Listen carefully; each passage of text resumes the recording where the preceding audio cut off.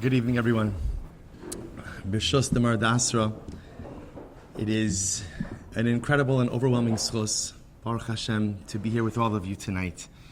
And I want to thank the Rav, the Rebbetzin, the entire community, for hosting such a beautiful Simchas HaTorah in what is clearly an overwhelming and difficult time. You know, when we have to think about things, should we dance, should we not dance, simcha, not simcha, so you know that something has occurred that hits to the very essence, that hits to the very neshama of the Jew. Because the Jew's default natural disposition is one of simcha, and not just any simcha, but exuberant simcha. And when we have to think about how to navigate even a Simchas HaTorah, I think it shows us the enormity of the events that we are witnessing and the enormity of the times that Klal Yisrael is weathering. It's a great schos, Baruch Hashem, to be here in Eretz Yisrael during this time. And one of the visits that we had, and I want to thank Rabbi Glasser and the leadership of the OU for really organizing this trip. It's been transformative. I was very uncomfortable whenever people thanked us for coming, as it felt very empty. It was a great, not that the expression was empty, but it felt strange for us to be the recipient of people's praises for getting on an airplane and staying at a hotel. Not that much mesiras nefesh, in the hotel, whatever, but you know, not that much mesiras nefesh involved on our part. And one of the most incredible things, and it's a feeling that I only realized once I got here, is that there was something that I was feeling since Shmini Atzeres, since that Shabbos morning, when, you know, the Medrash says that when the Mabul came, the flood of Noach, affected every single land except Eretz Yisrael. And on Shmini Atzeres, it felt like there was a Mabul, and it only affected Eretz Yisrael. And for those of us in the diaspora, going 2 days and not knowing what was happening, getting a little bit of information here, a little bit of information there. No one really had a full picture, but we were even a little bit more disconnected. And I realized that all this time, I've been experiencing a profound feeling of disconnect. And it was only once we landed in Ben Gurion, with all of our duffel bags, which we had to lie to customs on two sides of the ocean,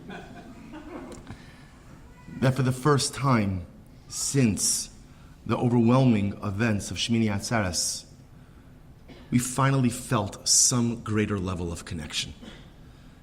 Because the only thing worse than suffering is suffering alone. And that we were processing and digesting everything that happened to our people, but we were processing and digesting it from 6,000 miles away, exacerbated and amplified the pain that we were experiencing.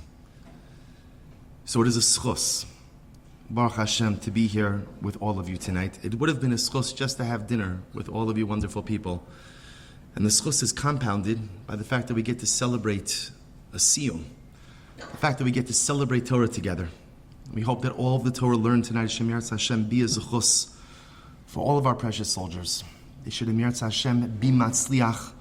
Kadosh Baruch Hu should give them the incredible siyata d'shmaya, the oz, the gvura, to recognize that they are not just fighting the fight of Am Yisrael, but this is humanity's fight of good versus evil. And it is the schus of Am Yisrael to be the tip of the spear in humanity's fight of good versus evil. It's your children who are the tip of the spear in this incredible milchama of Tov versus Ra, of Ar versus Choshech. And just know that even though we may not know each other, and even though our communities may be separated by thousands of miles, not a day goes by that we don't daven for your children. Not a day goes by that we don't learn in the merit of our precious soldiers. And not a day goes by that we don't daven for each of you to have the incredible strength, to have the wisdom, to have the fortitude, to have the hope, and to have the optimism to be able to weather these difficult times in Amir Hashem, make it towards the beautiful geula that awaits all of us. It's also a little bit difficult to get up and speak after two masterful speakers. And I'm the only thing standing between you and dessert. So you put all of that together, this is not exactly the coveted spot. But I want to tell you just something a little bit about your Rav, about Yamar Dasra. So my Balabatim know in my shul that I am a big arm twister. Not about most things, really just about learning. Feel again, everyone has to have a yomi. Everyone has to do something. And there was one guy in my kehila who I've been working on for a very long time to get him to learn daf yomi. He has the ability to do so. He has the time. He has the flexibility. And for months and months, every time I would see him, I would always hack him. It's time to begin to learn the daf. And Baruch Hashem, we have a beautiful shir every single morning. And Baruch Hashem, an online community as well. I told him, okay, you can't make it at 5:45 in the morning. Don't worry. You can get it on YouTube. You can get it on a podcast. There's plenty of opportunities to learn. But I said, there's really no excuse. Just going for a couple of weeks. Probably about a month into this exchange, he comes over to me. He says, Rebbe, I just want to tell you, okay, I started Daf Yomi. I said, fantastic, this is incredible. So, what are you listening on? And he looked down. I said, what's wrong? He said, oh no, it's not with you. It's with Rabbi Rosner.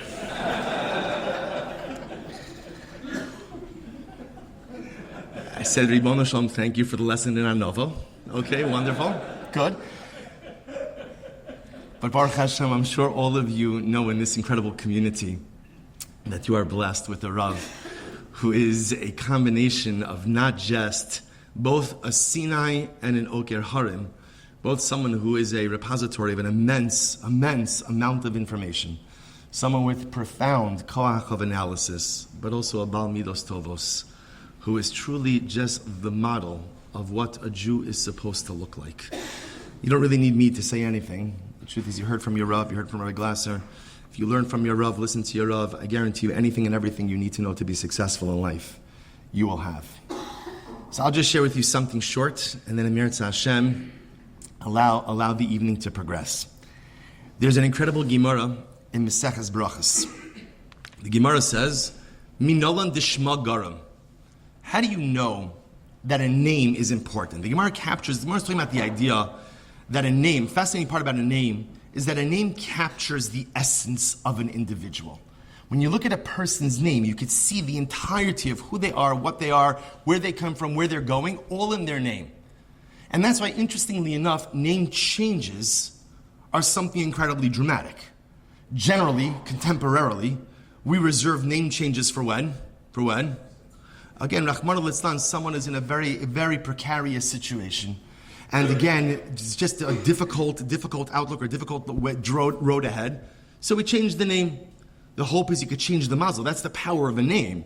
That a name represents a mazel. A name represents a destiny. A name represents a certain, almost like bucket of shefa, of divine bracha, of divine blessing, of divine energy. So when you want to change the trajectory of a person's life, you change their name. But of course, we know that in Sefer Bereshis, the Torah is filled with incredible name changes. But they're not name changes because something bad has happened, just the opposite. They're name changes in order to open the door to something incredible. So just last week, V'lo yikare od shimcha Avram, v'hayo shimcha Avraham, ki av hamon goyim nisaticha. The Rebbe Shalom changes Avram Avinu's name, and changes it ultimately again from Avram, which Rashi HaKadosh explains, Avaram, he was a man who had an influence over a much smaller regional area, and the extra hey, Av Hamon Goyim, Avraham, father of a multitude of nations, representing the idea that Avram Avinu would impact not just a community, and not just a region, but mankind in its entirety. And the Arizal, in Shar HaGilgulim, says something amazing. I want to quote you. The Arizal writes, Sheyesh l'chol echad ve'echad shnei shemos. Every single person has two names.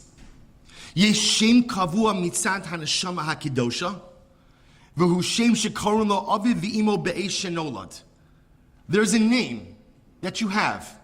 It's the name that you're given by your parents. For a boy, it is bris. For a girl, again, by the Kriyas HaTorah, depending on the meaning of the community. That's the name you get from your parents. That name is inspired by Ruach HaKodesh. You know, parents have to give their child a name which captures the entire destiny of a child.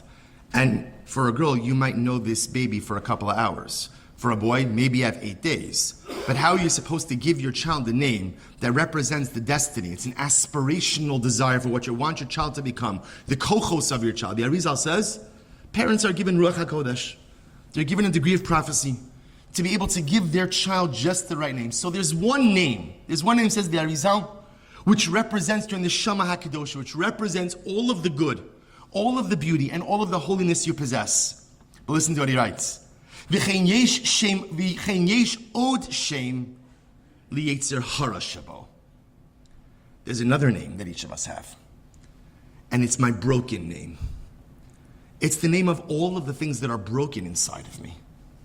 Each person, says the Arizal, has 2 names. Your given name, which is the name that represents your holiness, the name that represents your potential, the name that represents, again, your abilities and your destiny. And then there's a name which represents all of the things that are broken inside of you.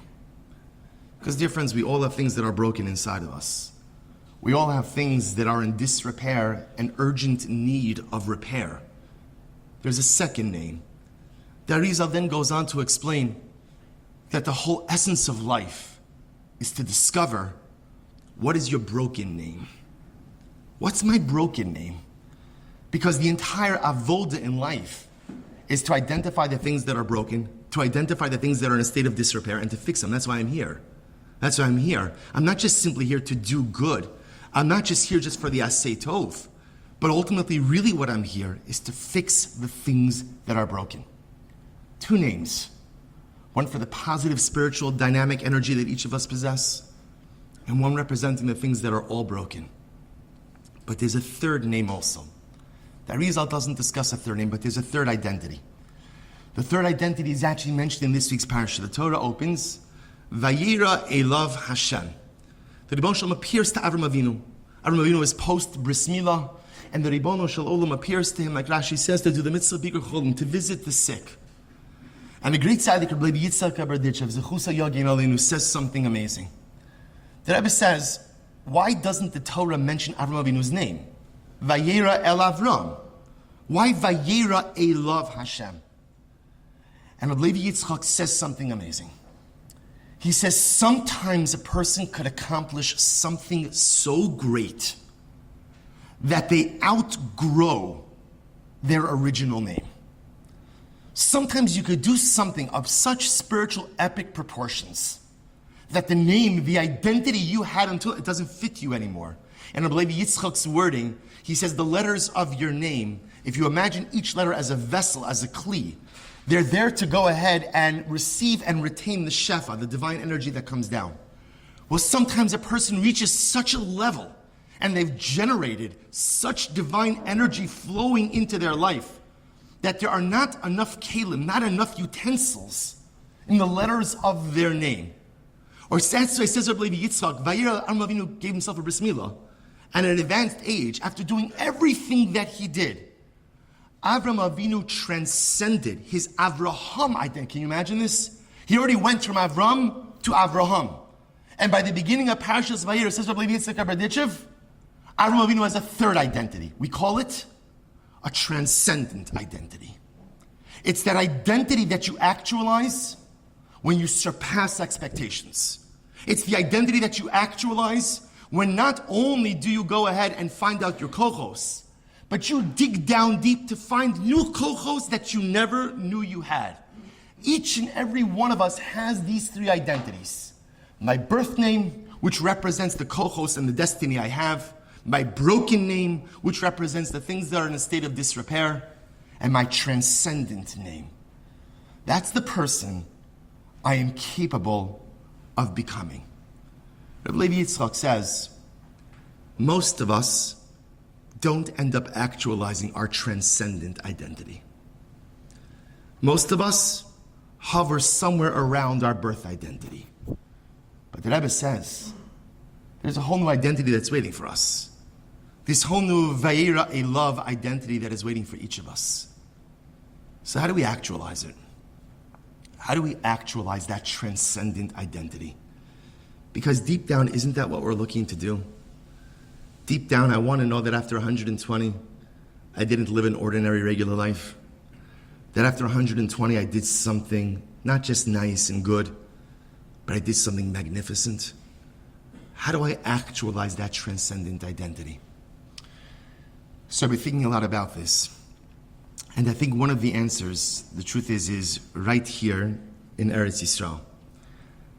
I will tell you one of the things that strikes me so much since the war began is sometimes feel, and this is the perspective of someone living currently in Galus, in the diaspora.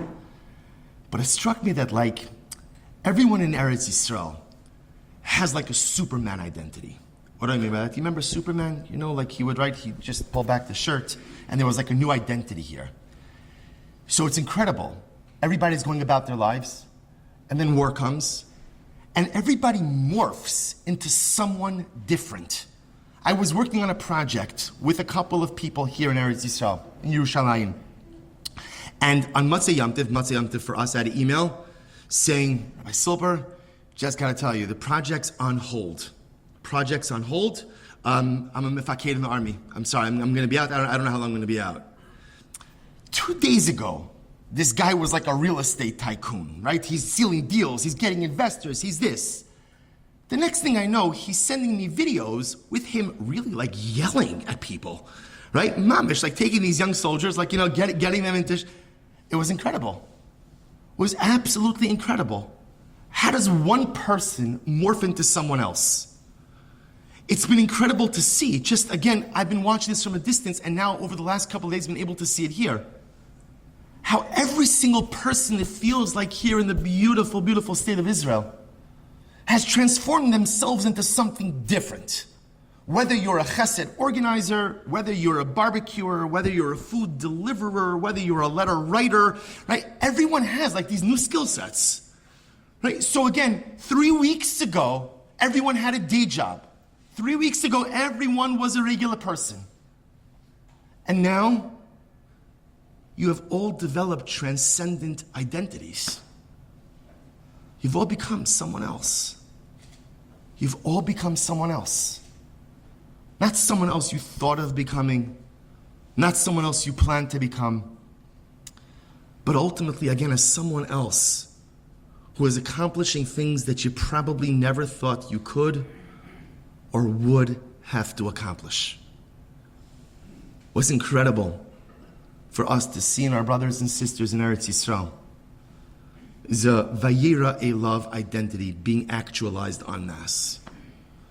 People surpassing birth identity and really holding on to and actualizing transcendent identity. But how does that happen? How do you transform into Superman overnight, which so many of you did? And I think, just one man's opinion, it's a result of Achdus, as the Rav Shlita mentioned before. You see, when everyone around you is becoming a heightened, more refined version of themselves, everybody's got to do it. The tremendous Achdus that exists within Klal Yisrael now, the tremendous Achdus. Earlier today, we were on an army base in Shlomit in the north, and I had an opportunity to share a few words. And I said to the holy soldiers who were there, I said, my greatest fear, when this war is over, after we are victorious, Emir Hashem b'sha'a tova u'metzlachas, that what happens to the Achdus?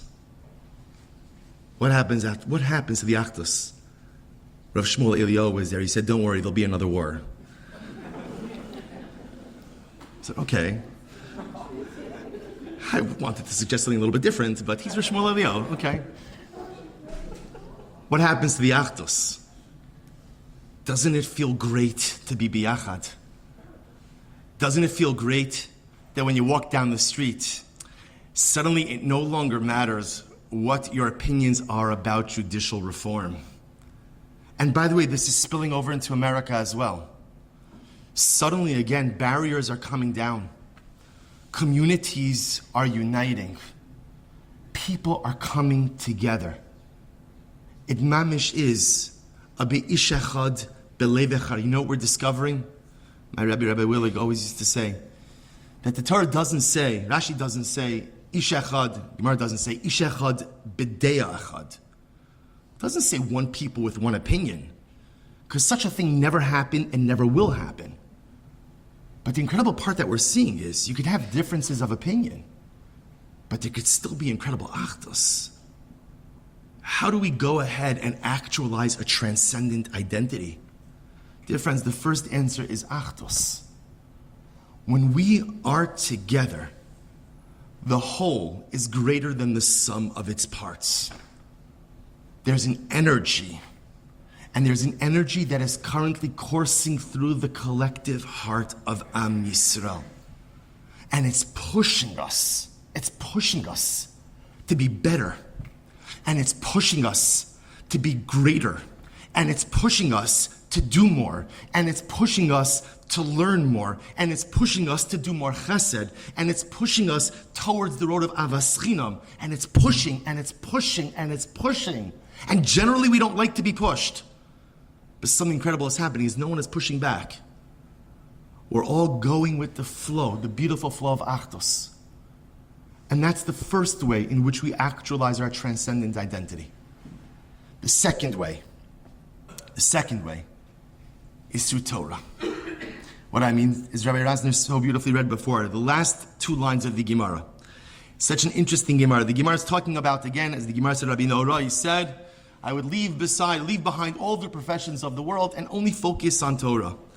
So the Gemara ends off by saying as follows. He says, if a person has a profession, shakol umno sheba olam, ein omedes lo ela bimei yilduso. So the pasha pshat, the pasha understanding is, you have a profession. Your profession is only yours as long as you can perform the job. So if you're a doctor, right, you're a lawyer, you're an accountant, as long as you have your mental faculties, you could do it.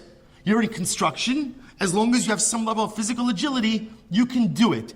Even your Rav, your Rebbe, as long as you have some ability to convey or do something, you have it. You have to be able to actualize your career skill set in order to be able to do your desired job. When you get old, if your intellectual acumen is not there, right? If your intellectual tools are not present, you're going to have a hard time performing the skills or performing the labor of your youth. Aval Torah ain't okay. Torah is not like this. Omedes lo la'adam be'es yalduso. Torah is there for you when you're young.